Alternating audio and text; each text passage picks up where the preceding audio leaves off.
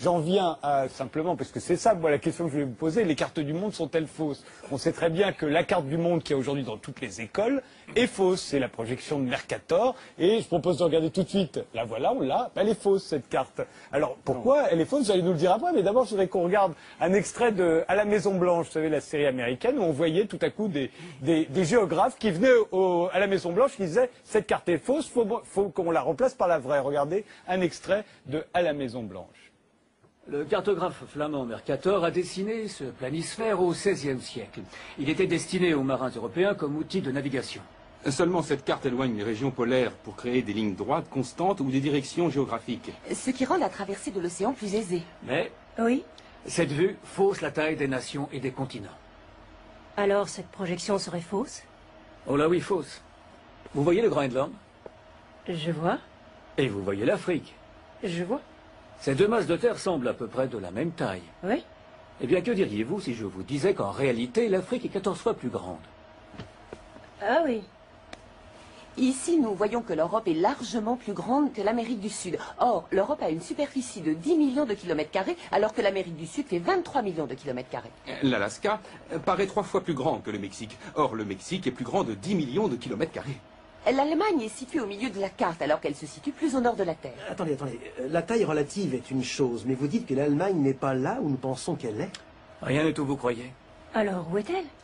Merci pour cette question. La projection de Peters. Fidélité des axes. Fidélité de position. Les lignes est-ouest sont parallèles et croisent les axes nord-sud à angle droit. Mais c'est quoi ça? C'est le monde où vous vivez. Sylvie Brunel, vous Oui, êtes bah, c'est d'accord? très C'est simple. la carte de Peters, le monde dans La lequel on carte de vit? Peters, elle déforme aussi parce qu'elle allonge les continents. Mais c'est très simple. Vous avez un globe. La Terre, c'est un globe. Comment voulez-vous représenter un globe de façon plate? Donc, Vous il êtes faut faire des obligé de choix. faire des choix. Et l'histoire de la cartographie, c'est une histoire encore, en Europe en tout cas, qui est européocentrée. Nous avons choisi les cartes qui nous arrangeaient. Si vous allez en Alors, Australie... la projection de Peters qu'on voit là, elle arrange qui? Celle qu'on voit actuellement là. Elle est plus exacte au niveau des superficies, c'est-à-dire elle rend exactement les superficies. L'Afrique, c'est presque le quart des terres émergées. On oublie ça, le quart des Là, on terres le voit, émergées. sur cette carte-là, on ne le voit pas sur Donc l'autre. pendant très longtemps, on a eu une vision qui était une vision qui ne nous posait pas de problème, parce que de toute façon, l'histoire du monde, elle se passait surtout au nord. Donc en fait, finalement, c'était là, c'était autour de l'Atlantique, la mondialisation.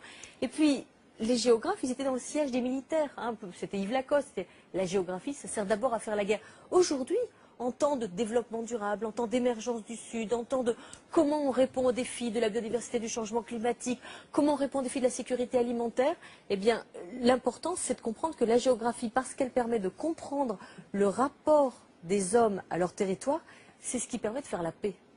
Dans la bataille des cartes, d'ailleurs, vous montrez d'autres cartes possibles. On va regarder tout de suite celle de l'Australie, par exemple. Le Premier ministre australien avait proposé de faire la vraie carte. Pour les Australiens, la carte, ça devrait être ça. Hein? John Howard était toujours frustré de voir l'Australie en bas, au sud, marginalisée. Et donc, il a construit une géopolitique, d'ailleurs extrêmement active. Bon, ça, c'est une image où il dit on est d'origine européenne, on fait du business avec les États-Unis et la sécurité, mais l'avenir, c'est la Chine. Et donc, il a voulu Upside Down. C'est une carte de Stuart Miller qui date de 1983, mais qui a été, au fond, qui a illustré cette réflexion géopolitique des Australiens, au fond, au moment de l'émergence de la Chine.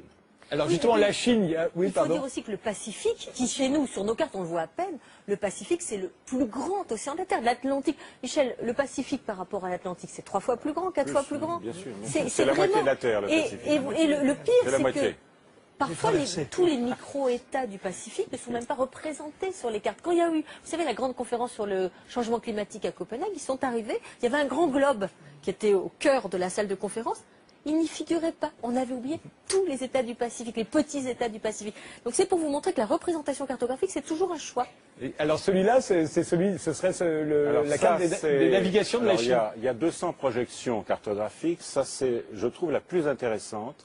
C'est une variante de la projection de Molvay qui s'appelle Atlantiste. C'est une carte d'une compagnie de navigation chinoise qui essaye d'exploiter la route maritime possible entre Shanghai à droite en vert et Rotterdam, New York, par la route du nord-ouest et la route du nord-est. Mais vous voyez à l'ouest l'Antarctique, à l'est, sur la droite, on ne le voit pas, mais il y a l'Australie. Et je trouve que c'est une vision qui montre qu'aujourd'hui, une compagnie chinoise de navigation a une vision globale.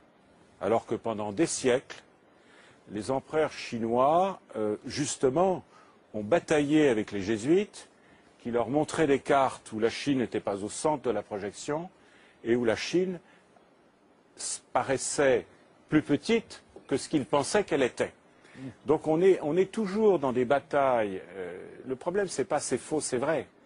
La question, c'est la question des représentations et des cartes mentales. Alors justement, il y en a une, ce sera la dernière que je vais montrer, c'est la carte des militaires américains, on va dire. Alors là, et là, on retrouve la carte de Mercator. En fait, on comprend pourquoi elle a du succès, la Mercator, c'est celle des Américains. Le Mercator, non, c'est la carte du département d'État, du Pentagone, du Quai d'Orsay, mais aussi de Médecins sans frontières. C'est vrai. Et de Google. C'est la carte des Occidentaux. Non, c'est pas la carte des Occidentaux, c'est la carte de l'hémisphère nord. Ouais. Il y a les Russes là-dedans. Là, c'est qu'aujourd'hui, avec le numérique, on n'est pas foutu d'avoir Google, une représentation Google, réelle. Exactement. C'est ça qui est incroyable. Google, Impossibilité. c'est ce que j'essaye d'expliquer. C'est une projection qui est avantageuse. Ah oui. C'est une projection qui est avantageuse. Voilà. Qu'est-ce que vous disiez? J'expliquais juste que bien sûr que c'est possible d'avoir une représentation réelle, même si on vient de nous exposer les difficultés, mais l'enjeu c'est la représentation et comment chaque nation, et surtout les nations dominantes, décident de se représenter aux yeux du monde. Si tout à l'heure dans l'exposé, on nous a parlé des premières cartes faites par les navigateurs. Enfin, Mercator, c'était ça, c'est ce qu'on voulait voir, c'était l'Atlantique. Voilà, l'entrée des nations européennes. Il existe quelque part dans le monde dans une l'ère moderne. représentation réelle de la... Non, pas en deux dimensions. Non. Vous êtes écrivain, la seule représentation réelle, c'est celle de José Luis Borges. C'est une carte dont l'échelle serait 1 sur 1. C'est-à-dire une nappe qui couvrirait la Terre. On ne peut pas représenter sur un plan une sphère. Sur aucune Donc carte. vous avez des choix de déformation. Là, c'est un choix installé dans les esprits qui est en plus qui découpe le monde en théâtre. Le mot Moyen-Orient, c'est un théâtre militaire. Asie du Sud-Est, c'est 1943. Moyen-Orient, c'est Londres, 1939 au Caire. Central Europe, Europe centrale, c'est un théâtre de l'OTAN. Nos représentations du monde sont stratégiques, idéologiques et maintenant les banques d'affaires. Denis Podalides. Structure. Et le pétrole. Denis Podalides. Je suis comme vous, là. Puis, baba. On ne pensait pas que les cartes du monde étaient Je ne fausses. pensais pas. Moi, je pensais que le Mercator, là, c'était Alors, celle que j'avais. remontrez-nous la Peters, parce que Peters aussi est fausse. Et pourtant, elle a l'air plus vraie, Peters. Non, mais la projection de Peters est extrêmement intéressante parce qu'elle a été rendue célèbre par Willy Brandt. Dans le rapport de 1973 sur le Nord-Sud. Willy Brandt, en fait, Allez très vite parce que ça va se terminer. Géopolitique allemande, l'Allemagne essaye de se sortir du carcan Est-Ouest et a une politique au Sud. Aujourd'hui, en 2012, l'Allemagne est au Conseil de sécurité, son slogan, l'Allemagne partenaire du monde. L'Europe, c'est trop petit. Les surfaces, c'est quand même juste, là. Les surfaces sont justes, mais pas les distances. Il n'y a aucune route sur la mer, aucune route. La route la plus courte n'est jamais une droite. Mais non, c'est Jacques Sapir, d'ailleurs. La Russie est toute petite. Là. Oui, tout à fait. Alors par contre, ce qui est très bien rendu, c'est l'allongement. Elle perd, si vous voulez, en hauteur, et là on voit bien qu'elle est écrasée, mais ça rend bien compte de l'allongement de la Russie. Si vous voulez, c'est un pays où... D'est en ouest, vous voulez dire. D'est en ouest. Quand vous allez à Novosibirsk, qui fait partie de la Sibérie occidentale, vous mettez plus de temps depuis Moscou que pour aller de Paris à Moscou. C'est 3h45 pour faire Paris-Moscou, c'est 4h30 pour faire Moscou-Novosibirsk. Si vous allez à Khabarovsk, ça sera 7h30. Si vous allez à Vladivostok, voilà. Mais là, ce qu'on voit bien, c'est par exemple que Buenos Aires, c'est la ville la plus loin de Paris, par exemple. Absolument. On se rend compte que quand on y va, normalement sur la carte de Mercator, on a l'impression qu'elle est toute près. Tout à fait. Et que Shanghai et Tokyo sont bien plus loin. La ville la plus loin de Paris, c'est Wellington. Oui. La ville, ou la Nouvelle-Calédonie. Dernier mot. Ce qui est fascinant, c'est l'Afrique. L'Afrique, c'est grand l'Afrique, hein, en vrai. tellement grand. Et Et maintenant, avec cette croissance, c'est dingue, on nous a menti, avec hein. cette croissance qui est en train d'arriver en Afrique, on va en entendre parler. Le Ghana, plus 16%. Et c'est 2 milliards. Sylvie Bruyn. L'Eldorado. Juste à la fin. L'Eldorado. Non, mais il faut regarder le sous-sol. Il faut regarder le sous-sol. L'Afrique, c'est 2 milliards. Ça va être 2 milliards d'habitants en C'est le 2005. sous-sol, c'est la Là, il y en a 1 géologie. milliard. Oui. Ça veut dire que ça va être multiplié par deux. C'est grand et c'est riche. Il y a plein Comme de le Brésil. minerais, plein de minerais. Tout. Sabrine Ouattin, un dernier mot. Il y a des pays qui partent en Non. croissance. Richard Millet, un dernier mot. Non. Non.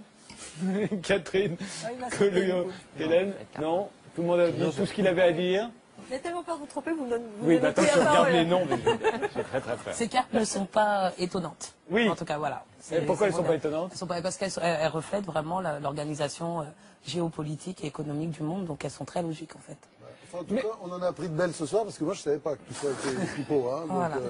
Merci. Alors, Encore on des choses. supprime la géographie de l'enseignement secondaire. Et la C'est un géographie, c'est scandale. ce qui permet de lire le monde et de comprendre le monde. Quand vous êtes à l'école et que vous regardez la carte du monde, la manière dont la carte du monde est faite dit déjà quelque chose sur l'histoire et sur la manière dont on pense les cultures. L'Europe est toujours quand même assez au centre, et même cette construction nord-sud impose d'une certaine manière une hiérarchie. Si par exemple on mettait l'Afrique au centre d'une carte et qu'on la regarderait, on verrait les choses tout à fait autrement, parce que la manière dont le monde se dessinerait sous nos yeux nous ferait penser autrement. Les cartes géographiques sont des cartes mentales au sens où quand on voit les frontières, on pense que ce sont aussi des frontières à propos des populations et de la culture. Et que, bah tiens, là, dans cet hexagone est contenue la culture française. Là, dans l'Italie, serait contenue la culture italienne. Là, c'est la culture africaine. Or, avec cela, on oublie qu'il y a eu des échanges depuis très très longtemps entre les peuples, on pourrait dire, et entre les mondes. Donc il faut se défaire des cartes géographiques qu'on nous apprend à l'école. Ce sont des mensonges. Ce sont des mensonges. C'est comme la carte de la France. La carte de la France est un mensonge, puisqu'on ne nous montre que l'hexagone, et qu'après nous apprenons qu'il y a des territoires français ailleurs dans le monde, dans le Pacifique, dans les Caraïbes, en Amérique du Sud, dans l'océan Indien, et que ce sont aussi des territoires de la République. Mais quand vous regardez ici, pour tout petit Français vivant dans l'hexagone, la France, c'est avec la frontière avec la Belgique, puis la frontière comme ça, etc., ça tourne. Alors parfois il y a la Corse, mais il n'y a jamais la Guadeloupe, la Martinique, la Guyane, Wallis-et-Futuna, Tahiti, la Nouvelle-Calédonie, Mayotte, la Réunion. Ça lui changerait la manière dont il pense même habiter, comment il est, et qu'est-ce que c'est que l'histoire de la France. Parce que quand il voit ça, l'histoire de la France, eh bien elle est contenue là, dans cet espace. Alors que si on lui montre tout ça, il va se dire, ah oui, mais alors, qu'est-ce qui s'est passé en Martinique au même moment? Au moment où on lui apprend des choses. Alors on lui dit, oui, alors les rois de France, blablabla, bla, bla, bla, etc. Il dit, oui, mais alors qu'est-ce qui s'est passé là-bas? Il peut poser la question. Et tout d'un coup, ah, l'esclavage? Ah bon, donc voilà. Et on voit les liaisons. Alors que si vous découpez ces cartes, bon, ben il y a l'histoire là, qui, comme si elle n'était pas liée à l'histoire là-bas. Or, elle est liée. Elle est toujours liée. Et c'est ça qui est... Donc c'est pour ça, pour moi, histoire, géographie, culture, c'est lié. Et la manière dont on a dessiné le monde et dont on dessine les cartes a une influence sur la manière dont on pense les choses. Quand on interroge des gens qui vivent dans d'autres parties du monde, eh bien, ils n'ont pas du tout la même manière de voir le monde qu'un petit Français. Donc, il y a un eurocentrisme de la géographie.